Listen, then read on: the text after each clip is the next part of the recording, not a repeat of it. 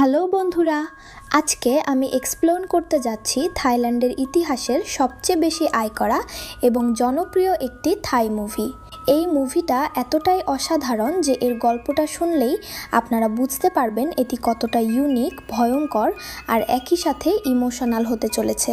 তাই আর দেরি না করে ভিডিওটিতে এখনই একটি লাইক দিয়ে দিন এবং শেষ পর্যন্ত দেখতে থাকুন। গল্পের শুরুতেই আমরা দেখতে পাই এক গর্ভবতী মহিলাকে, যার নাম নাক।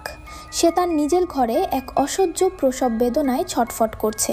ব্যথার চোটে সে চিৎকার করে চলেছে, কিন্তু তার পাশে সাহায্য করার মতো কেউ নেই। অবশেষে অত্যন্ত কষ্টের পর সে এক নবজাতক শিশুর জন্ম দেয়।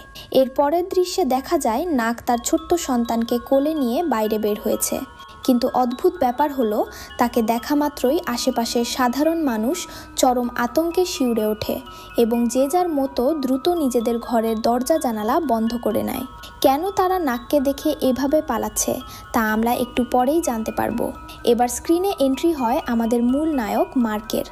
মার্ক আসলে থাই সেনাবাহিনীর একজন সাহসী সিপাহী ছিল, কিন্তু এক ভয়াবহ যুদ্ধে সে মারাত্মকভাবে জখম হয়।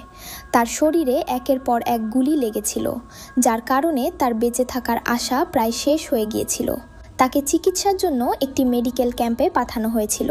সেখানে তার সাথে 4 জন সহযোদ্ধার পরিচয় হয়, টার, পুয়েক, শিন এবং এই। যুদ্ধের সেই কঠিন সময়ে তারা একে অপরকে অনেক সাহায্য করেছিল, যার ফলে তাদের মধ্যে এক গভীর ও অটুট বন্ধুত্ব গড়ে ওঠে।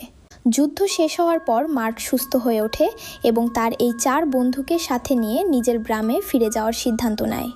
কিন্তু গ্রামে পৌঁছে নিজের বাড়ির সামনে এসে মার্ক একদম স্তব্ধ হয়ে যায়। পুরো বাড়িটা একদম খাঁ খাঁ করছে, চারপাশটা যেন এক অদ্ভুত ও রহস্যময় নিস্তব্ধতায় ঘেরা। ঠিক তখনই মার্কের পেছন থেকে একজন এসে দাঁড়ায়। সে আর কেউ নয়, মার্কের প্রিয়তমা স্ত্রী নাক। নাককে জীবিত এবং সুস্থ দেখে মার্কের আনন্দের কোনো সীমা থাকে না, কারণ সে জানত যুদ্ধের সময় তার স্ত্রীর বেঁচে থাকার সম্ভাবনাও খুব কম ছিল। নাক হাসি মুখে তার সন্তানকে মার্কের কোলে তুলে দেয় এবং জানায় যে সে তাদের ছেলের নাম রেখেছে ড্যাং। মার্ক তার সন্তানকে পেয়ে ভীষণ খুশি হয়, কিন্তু তখনই মার্কের বন্ধুরা সেখানে আসে এবং তারা এক অদ্ভুত বিষয় লক্ষ্য করে। নাক কেমন যেন অদ্ভুত আচরণ করছে। পরে গ্রামের লোকেরা মার্কের বন্ধুদের জানায় যে মার্ক যখন যুদ্ধে ছিল তখন নাক সন্তান জন্ম দিতে গিয়ে মারা গেছে। অর্থাৎ এখন মার্কের সাথে যে থাকছে সে কোনো মানুষ নয়, সে এক ভয়ঙ্কর ডাইনি বা প্রেতাত্মা। পরদিন মার্ক তার বন্ধুদের নিয়ে গ্রামের বাজারে যায়। সেখানে কেনাকাটা করার সময় এক বয়স্ক মহিলা দোকানদার চুপি চুপি মার্কের বন্ধুদের ডেকে বলে, তোমরা কি জানো তোমরা কার সাথে আছো? ওই নাক কোনো মানুষ নয়, ও একটা জ্যান্ত ভূত। যদি বিশ্বাস না হয় তবে নিজেদের 2 পায়ের মাঝখান দিয়ে মাথা নিচু করে ওর দিকে তাকিয়ে দেখো, সত্যতা জানতে পারবে। কিন্তু মার্কের বন্ধুরা তখন সেই বৃদ্ধার কথাকে সিরিয়াসলি না নিয়ে উল্টো হেসেই উড়িয়ে দেয়। তারা এটাকে একটা ফালতু রসিকতা মনে করে সেখান থেকে চলে যায়। কিন্তু সেই রাতেই ঘটে এক রোমহর্ষক ঘটনা। মার্কের বন্ধুরা হঠাৎ সেই বৃদ্ধা দোকানদারের রক্তাক্ত লাশ পড়ে থাকতে দেখে। পুরো বিষয়টি দেখে তারা চরম আতঙ্কে শিউরে ওঠে এবং বুঝতে পারে যে বৃদ্ধার কথাই ঠিক ছিল। তারা দৌড়ে গিয়ে মার্ককে সব সত্যি কথা বলতে চায়, কিন্তু দুর্ভাগ্যবশত পথে একটি বিশাল মৌমাছির চাকে ধাক্কা লাগায়। মৌমাছিরা তাদের ওপর আক্রমণ করে। কামড়ের চোটে তাদের মুখ এমনভাবে ফুলে যায় যে তারা মুখে কোনো কথাই বলতে পারছিল না। কথা বলতে না পেরে তারা কাগজের টুকরোয় লিখে মার্ককে বোঝানোর চেষ্টা করে যে তোমার বউ একটা ভূত।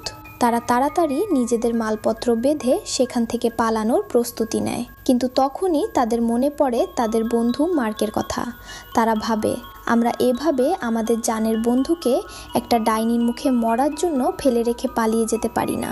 রাতের অন্ধকারে তারা চুপি চুপি মার্কের বাড়ির দিকে রওনা দেয়, যাতে মার্ককে বুঝিয়ে সেখান থেকে নিয়ে আসতে পারে। কিন্তু মাঝপথে তাদের দেখা হয় দোকানদার বৃদ্ধার ছেলের সাথে। সে একাকী একটি শেষকৃত্যের প্রস্তুতি নিচ্ছিল। মার্কের বন্ধুরা তাকে জিজ্ঞেস করে, ভাই, এখানে কার শেষকৃত্য হচ্ছে? ছেলেটি কেঁদে কেঁদে বলে, আমার মায়ের। ওই ডাইনি নাক আমার মাকে গলা টিপে মেরে ফেলেছে, কারণ আমার মা তোমাদের কাছে নাকের আসল সত্যিটা বলে দিয়েছিল। সে আরও অনেক কিছু বলতে যাচ্ছিল, কিন্তু তখনই দূর থেকে নাক তাদের দিকে তীক্ষ্ণ চোখে তাকায়। ভয়ে তারা আর একটা কথাও বলতে পারে না। ঠিক তখনই মার্ক সেখান থেকে ডেকে বলে যে নাক আজ রাতে তাদের সবার জন্য খুব সুস্বাদু রাতের খাবার বানিয়েছে এবং সবাইকে একসাথে বসে ডিনার করতে হবে। বন্ধুদের ইচ্ছা না থাকলেও মার্কের জোরাজুরিতে এবং নাকের ভয়ঙ্কর চাহনির সামনে বাধ্য হয়ে তারা ডিনারে বসে। কিন্তু খাবার টেবিলে বসা মাত্রই বন্ধুদের আত্মারাম খাঁচা হওয়ার জোগাড়। মার্কের চোখে যেটা সুস্বাদু থাই খাবার ছিল, বন্ধুদের চোখে সেটা ছিল জ্যান্ত কেঁচো, পোকা মাকড় আর শুকনো গাছের পাতা। কিন্তু মার্কের সামনে সেগুলোই খুব তৃপ্তি করে খাচ্ছিল। নাক টেবিলের এক কোণে দাঁড়িয়ে এক দৃষ্টিতে তাদের দিকে তাকিয়েছিল, যেন একটুও খাবার নষ্ট করলে সে তাদের কাঁচা চিবিয়ে খাবে। এই দৃশ্যটি যেমন ছিল ভয়াক্ত, তেমনই ছিল চরম কমেডিতে ভরপুর। বন্ধুরা কোনো মতে বমি চেপে সেই পোকা মাকড় মুখে গোজার নাটক করে এবং সুযোগ বুঝে সেখান থেকে এক দৌড়ে পালায়। পরদিন সকালে মার্ক তার বন্ধুদের আবার গ্রামে ফিরে আসতে দেখে অবাক হয়। এবার বন্ধুরা আর কোনো লুকোচুরি না করে সরাসরি মার্ককে সব বলে দেয় যে নাকি সেই দোকানদার বৃদ্ধাকে খুন করেছে এবং সে একটা অতৃপ্ত আত্মা। ঠিক তখনই গল্পের এক নতুন মোড় সামনে আসে। মার্ক যখন যুদ্ধে ছিল তখন ওই দোকানদার বৃদ্ধার স্বামী সুযোগ বুঝে একলা পেয়ে নাকের সাথে চরম নোংরামি ও শ্লীলতাহানি করার চেষ্টা করেছিল। নাক নিজের আত্মসম্মান বাঁচাতে তাকে ধাক্কা দিয়ে তাড়িয়ে দেয়। আর এই অপমানের প্রতিশোধ নিতেই বৃদ্ধা পুরো গ্রামে নাকের নামে অপবাদ ছড়াচ্ছিল। কিন্তু মার্কের বন্ধুরা নাকের এই ইমোশনাল গল্প বিশ্বাস করতে চায় না। তারা নাককে ভূত বলেই দাবি করতে থাকে। এতে মার্ক রেগে গিয়ে তার বন্ধুদের ওপর চিৎকার করে এবং আবার নিজের স্ত্রীর কাছে ফিরে যায়। ঘরে ফিরে মার্ক দেখতে পায় নাকের শরীরটা খুব খারাপ এবং তার কাপড়ে প্রচুর কাদা ও মাটি লেগে আছে। মার্ক ব্যাকুল হয়ে জিজ্ঞেস করে, কি হয়েছে তোমার? নাক ইমোশনাল হয়ে বলে, তুমি অনেক ভালো মার্ক, আমার ভাগ্য খুব ভালো যে তোমার মতো স্বামী পেয়েছি। এরই মধ্যে গ্রামে একটা মেলা বসেছিল। মার্ক নাককে নিয়ে সেই মেলায় ঘোরার সিদ্ধান্ত নেয়। নাক নিজের মুখে একটা মুখোশ পরে নেয় যাতে গ্রামের কেউ তাকে চিনতে না পারে। মেলায় মার্ক তার ছেলের জন্য একটা খেলনা কিনতে যায়। খেলনাটি কিছুটা উঁচুতে ছিল।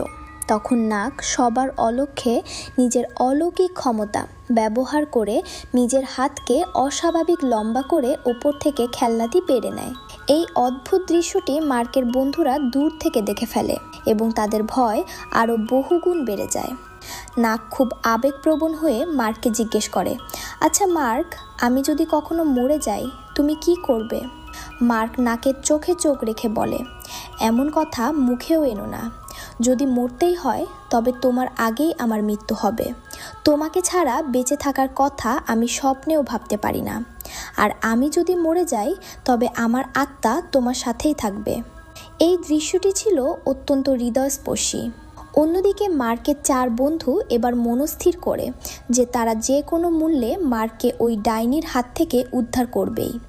তারা মার্ককে আবার একান্তে ডেকে বোঝানোর চেষ্টা করে, কিন্তু মার্ক বলে, তোরা যা ভাবছিস তা একদম ভুল, আমি নাককে খুব ভালোবাসি। তখন তাদের মাথায় একটা অন্যরকম চিন্তা আসে। তারা মনে করার চেষ্টা করে যে যুদ্ধের সময় মার্কের বুকেও তো গুলি লেগেছিল। আর বাড়ি ফেরার পর মার্কের ঘরের পাশেই তারা একটা কঙ্কাল এবং একটা কবর দেখেছিল। তাহলে কি আসলে সত্যিটা একদম উল্টো? ভূত আসলে নাক নয়, বরং স্বয়ং মার্ক নিজেই এক মৃত আত্মা। এই ভেবে বন্ধুরা এবার মার্ককে দেখেই ভয় কাঁপতে শুরু করে। তারা চটজলদি একটা নৌকায় চড়ে নাকের সন্তানকে নিয়ে পালানোর চেষ্টা করে। অন্যদিক থেকে মার্ক তাদের পিছু নেয়। মাঝ নদীতে শুরু হয় এক তুমুল চেজিং ও কমেডি দৃশ্য। বন্ধুরা জল ছিটিয়ে মন্ত্র পড়ে মার্ককে দূরে রাখার চেষ্টা করে। এক বন্ধু চিৎকার করে বলে, তুই তো নিজেই ভূত রে মার্ক।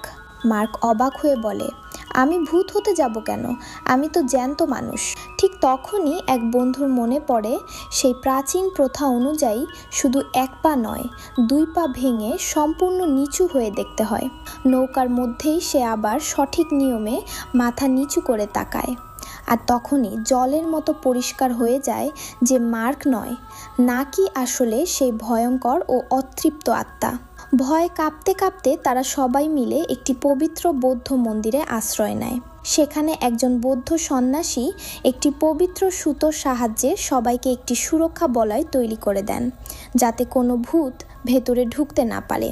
কিন্তু তখনই সেখানে এক ঝড়ো হাওয়া বয়ে যায় এবং নাগ তার আসল ভয়ঙ্কর রূপ নিয়ে মন্দিরের সামনে এসে হাজির হয়। সে ভেতরে ঢোকার জন্য চরম তাণ্ডব শুরু করে। মাগ সুতোর বলয় ভেঙে নাকের কাছে যেতে চায়, কিন্তু তার বন্ধুরা তাকে শক্ত করে ধরে রাখে। হঠাৎ করেই নাগ তার অলৌকিক ক্ষমতা দিয়ে মন্দিরের ছাদে উল্টো হয়ে ঝুলে পড়ে। এই দৃশ্য দেখে সবাই আতঙ্কে চিৎকার করতে থাকে। নাগ কাঁদতে কাঁদতে ক্ষোভের সাথে বলে, তোরা কেন আমার আর আমার স্বামীর মাঝখানে আসছিস? কেন আমাদের আলাদা করছিস?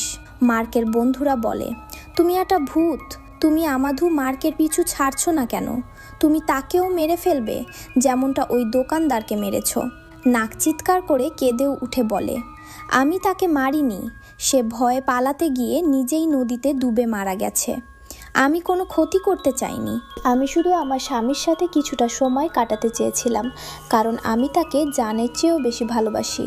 নাকের এই কান্না দেখে মার্ক আর নিজেকে ধরে রাখতে পারে না, তার চোখ দিয়েও জল চলে আসে। নাক দূর থেকেই নিজের হাত লম্বা করে মার্কের চোখের জল মুছে দেয়। এই দৃশ্যটি ছিল অত্যন্ত ইমোশনাল।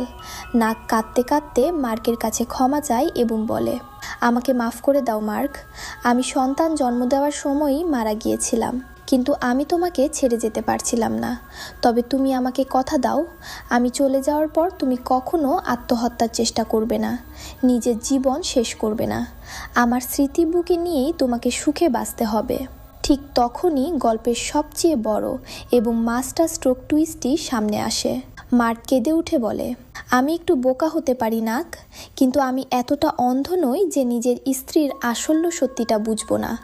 আমি প্রথম থেকেই জানতাম যে তুমি এই দুনিয়ায় আর নেই, তুমি একটা আত্মা। মার্ক জানায় যে বন্ধুদের কথায় সেও এক রাতে লুকিয়ে চুরিয়ে কাদার মধ্যে নাকের আসল কঙ্কালটি দেখেছিল এবং সেই রাতে সে একলা অনেক কেঁদেছিল, যার কারণে তার কাপড়ে কাদা লেগেছিল।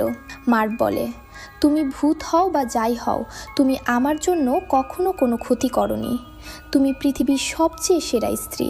এই কথা শোনার পর নাক এবং মার্ক একে অপরকে জড়িয়ে ধরে। তাদের এই অমরর ও পবিত্র ভালোবাসা দেখে মন্দিরের সন্ন্যাসী এবং মার্কের 4 বন্ধুও নিজেদের চোখে জল ধরে রাখতে পারে না। সবার ভুল ভেঙে যায়। সিনেমার শেষে দেখা যায় নাককে দুনিয়া ছেড়ে চলে যেতে হয়নি। মার্কের বন্ধুরা নাককে একজন পরিবারের সদস্য হিসেবে মেনে নেয় এবং তারা সবাই মিলে একসাথে ওই গ্রামেই থাকতে শুরু করে। এমনকি তারা মেলাতে একটি হান্টেড হাউস, ভূতের বাড়ি তৈরি করে ব্যবসা শুরু করে, কারণ তাদের কাছে তো একজন আসল জ্যান্ত ভূত রয়েছে, যাকে কোনো মেকআপই করতে হয় না।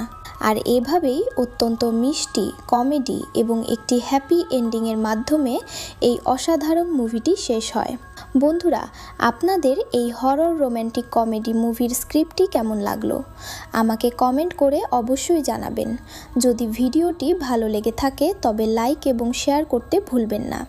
আর এমন আরও দুর্দান্ত সব মুভি এক্সপ্লেনেশন পেতে চ্যানেলটিকে এখনই সাবস্ক্রাইব করে রাখুন।